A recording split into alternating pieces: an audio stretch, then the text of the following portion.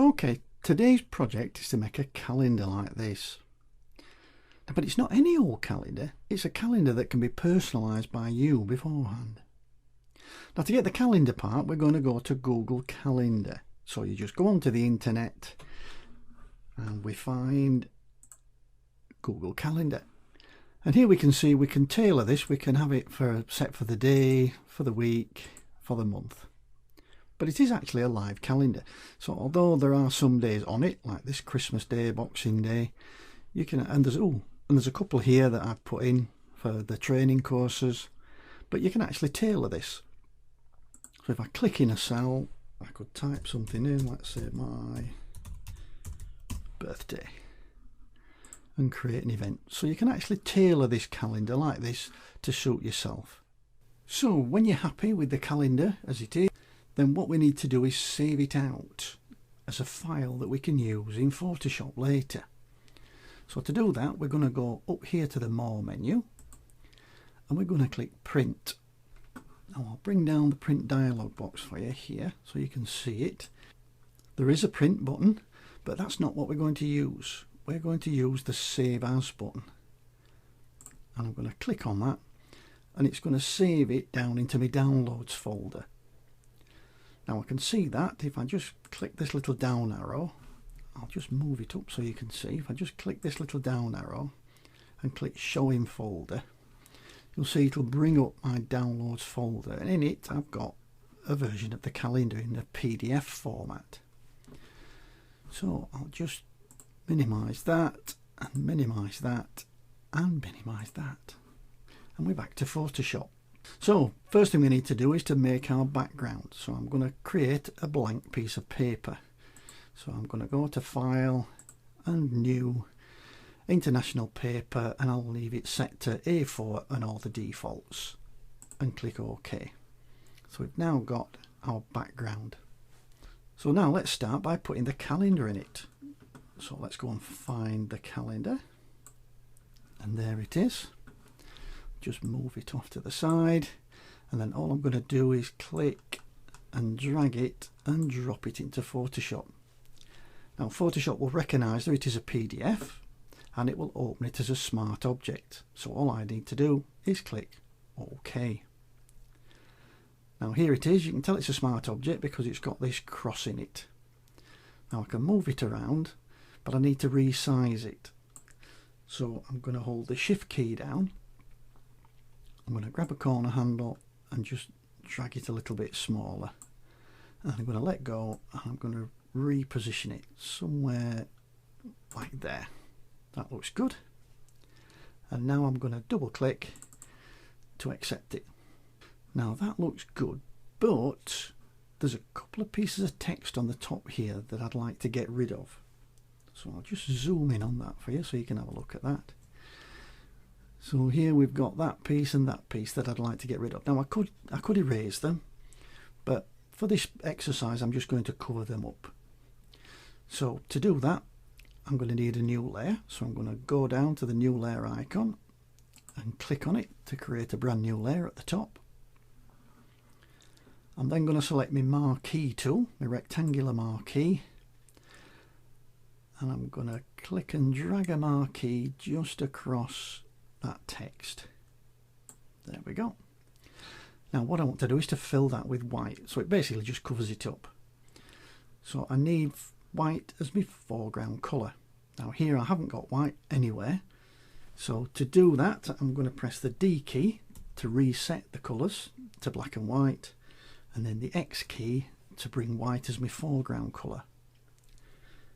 And I'm going to fill from that colour with a keyboard shortcut of Alt and Backspace.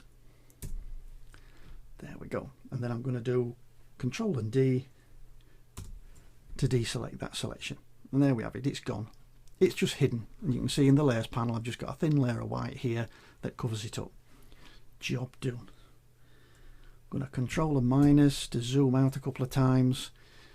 And we're cooking with gas. Right, the next thing I need is some text. So I'm going to grab my text tool. I'm going to click somewhere appropriate in the image and let's type December 2014. Now here we've got white text on a white background, so you can't see it very well, so I'll just select all that and we'll change that to say a dark grey. Yeah, that don't look bad, and click OK. And now I'll just move that over a little bit and then press the return key. Okay, now it may not be exactly aligned, but we'll deal with that later on. We'll deal with that in a minute. So now we need an image. Okay, well, I've got an appropriate image in a folder on my desktop. It's a little winter scene because it is December. So again, I'm going to just move that to the side. I'm going to click and drag and drop it in. And again, it opens it up as a smart object. I'm going to drag it to reposition it. Hold the shift key down again. Drag out the corner handle. And leave it somewhere there. And then double click inside to accept it. Now I've deliberately left it slightly offset to demonstrate to you how we're going to align everything later.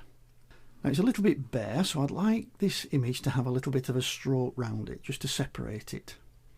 So I'm going to go over to the layer and I'm going to double click over in this corner, and that'll bring up the blending options or the layer style dialog. And the one I want is stroke. And I'll just show you what that does. If I make the stroke size bigger, you'll see that the corners are rounded, and I don't want that. I want them square, and that's because this position is set to outside. What I want is to set it to inside, and what that will do is give me some nice sharp corners. Now I don't want it that big, so I'm going to drop this down just to something like, yeah, maybe 11-12 pixels, something like that. That's good. And let's go for a drop shadow just to separate it a little bit from the background. Double click on the drop shadow, give it a bit of distance, and then we'll soften it a bit with the size. I'm liking that. I'm going to click OK to accept all that. Right, next I'd like to align everything. You can see it's a little bit out of kilter here. When we read it all in this. Now I could just drag everything and guess or put some guides, but I'm going to use the move tool to align everything perfectly for me. So if I go over to my move tool or press V on the keyboard and click it, you'll see here are all the align options. Now they're all grayed out. I can't use them. Now why is that? Well, let me explain. To align objects, you need to have objects to align. Makes sense, doesn't it? Here we've got 1, 2, 3, we've got 4 objects that we want to align. So I need to select them all first. So I'm going to click in the first one, and then I'm going to go down to the last one. I'm going to hold the shift key down, and I'm going to click on the last one. So now I've selected them all. And it's by magic, you'll see all these come to life now, and I can actually use them. Now what I want is this one, which is the align horizontal centers. And if I click on it and you watch the screen, you'll see everything jumps and everything now is perfectly aligned right down the center. Okay, so there you have it. How to make a personalized calendar using Photoshop and Google Calendar.